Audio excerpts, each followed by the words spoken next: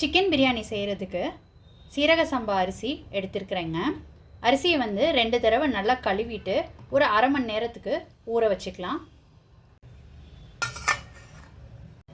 சீரக சம்பா அரிசி 20 நிமிஷத்துலேருந்து அரை மணி நேரத்துக்கு ஊற வச்சுக்கிட்டாச்சு. இப்போ பிரியாணி செய்கிறதுக்கு ஒரு பேஸ்ட் அரைக்கணும். அதுக்கு என்னென்னன்றதை சொல்கிறேன். ஒரு ஜாரில் ஒரு 15லேருந்து 20 சின்ன வெங்காயம் சேர்த்துக்கோங்க. அடுத்து ஒரு 10 to 12 பல்லு பூண்டு, இஞ்சி, ஒரு பச்சை மிளகாய், 4 காய்ந்த மிளகாய், 2 ஏலக்காய், 2 துண்டு பட்டை, கிராம்பு வந்து 3 கிராம்பு. இது எல்லாத்தையும் தண்ணி சேர்க்காம கொரகொரப்பாக அரைச்சி எடுத்துக்கோங்க. இந்த மாதிரி தண்ணி சேர்க்காம அரைச்சி எடுத்துக்கோங்க. அடுத்து சிக்கனை மேரினேட் பண்ணுறதுக்கு பார்க்கலாங்க.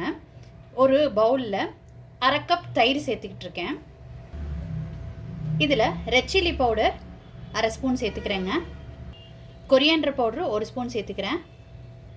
கரம் மசாலா தூள் அரை ஸ்பூன் சேர்த்துக்கிறேன். மஞ்சள் தூள் 1/4 ஸ்பூன் சேர்த்துக்கிறேன். உப்பு கொஞ்சம் சேர்த்துக்கிறேங்க. அடுத்து கொத்தமல்லி இலை வந்து அரை கப் சேர்த்துக்கிறேங்க. அடுத்து புதினா 3/4 கப் சேர்த்துக்கிறேங்க. இப்போ இது எல்லாத்தையும் மிக்ஸ் பண்ணிக்கலாம். எப்பயுமே கொத்தமல்லியை விட புதினா வந்து கொஞ்சம் கூடுதலாக இருந்தால் பிரியாணி வந்து சுவையாக இருக்குங்க. அடுத்து இதில் ஃப்ரைடு ஆனியன்ஸ் வந்து சேர்த்துக்கிறேங்க. இது நல்லா கலந்து விட்டுக்கலாம். ஒரு அரை லெமனோட ஜூஸ் சேர்த்துக்கிறேங்க. இப்போ இதில் 1/2 கிலோ சிக்கன் சேர்த்துக்கிறேன். இதில் கொஞ்சம் எண்ணெய் சேர்த்துக்கலாங்க. இது எல்லாத்தையும் சேர்த்து நல்லா கலந்து விட்டுக்கலாம்.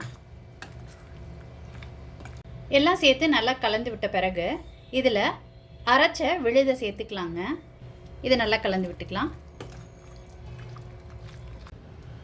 எல்லாம் நல்லா கலந்து விட்டுக்கிட்டாச்சு. இப்படியே ஒரு 1/2 hour ஊற வச்சுக்கலாங்க. இப்போ பிரியாணி பண்ணுறதுக்கு ஸ்டார்ட் பண்ணிக்கலாங்க. குக்கரில் எண்ணெய் விட்டுக்கிறேன். அடுத்து கீ சேர்த்துக்கிறேங்க. எண்ணெய் சூடாயிடுச்சு. இப்போ பிரிஞ்சி இலை சேர்த்துக்கிறேங்க. ஒரு துண்டு பட்டை சேர்த்துக்கிறேன். ஒரு வெங்காயம் நீல வாக்கில் நறுக்குனது சேர்த்துக்கிறேங்க.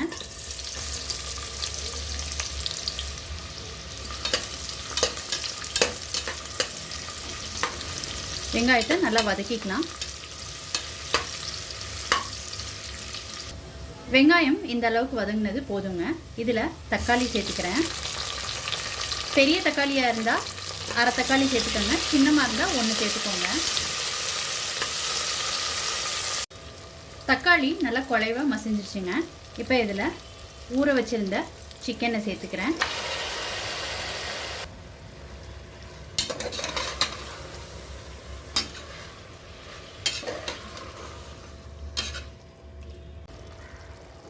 ஹை ஃப்ளேமில் 1 minute வந்து சிக்கன் குக் பண்ணதில் சிக்கனில் உள்ள தண்ணியெல்லாம் நல்லா ரிலீஸ் ஆகிருக்குங்க. மசாலாவில் உள்ள பச்சை வாடையெல்லாம் போயிடுச்சு. இப்போ தண்ணி சேர்த்துக்கலாம். பச்சை தண்ணி சேர்க்காம வெதுவெதுப்பான நீர் சேர்த்துக்கோங்க. இப்போ பிரியாணிக்கு தேவையான உப்பு சேர்த்துக்கலாம்.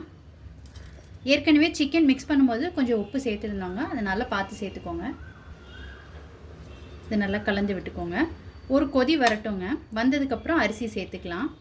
உப்பு கரெக்டாக இருக்கான்றதுக்கு நீங்கள் இந்த தண்ணியை குடிச்சு பார்த்தீங்கன்னா கொஞ்சம் கூட இருந்துச்சுன்னா கரெக்டாக இருக்குங்க பிரியாணி ஆன பிறகு. இப்போ தண்ணி ஒரு கொதி வர ஆரம்பிச்சிருச்சுங்க. உப்பு செக் பண்ணிவிட்டு அதுக்கப்புறமாட்டி அரிசி சேர்த்துக்கலாம்.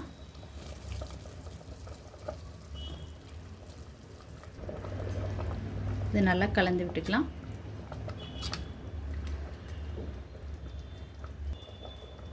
இதில் ஃப்ரைடு ஆனியன் சேர்த்துக்கிறேங்க.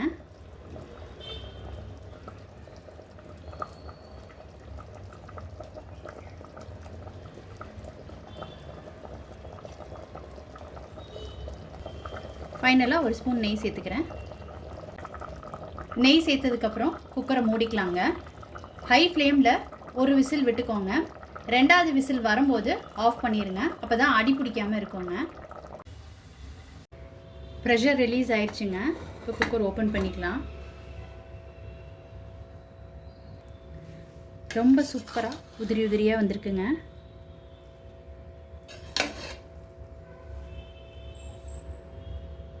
அடியெலாம் பிடிக்காம